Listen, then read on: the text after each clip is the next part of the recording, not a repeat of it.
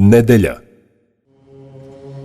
Ljudi, likujte, narodi, čujte, Hristos vaskrese, radost donese.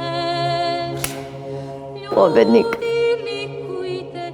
Vaskrsenje Hristovo, ono je, pa da kažem, nagrada za sve naše trudove. Ono je potpuno jedna promjena tvari, promjena suštine stvari. O tome najbolje nam svjedoče ova trojica mučenika koji ovdje leže. I za njih i za takve rečeno je da će istina iz zemlje da progovori. Ova istina koja se desila na ovome mjestu na kome stojimo, a njihove moći su pronađene baš ovdje gdje je hram, ta istina da su oni nakon više vijekova progovorili iz zemlje, govori o sili Božjoj, o sili istine, a Bog za sebe kaže da je istina, jer ne da se istina sakriti. Bela vaskršnja priča Medljanska. U nedelju na Vaskrs u 25. Prvi program RTV-a.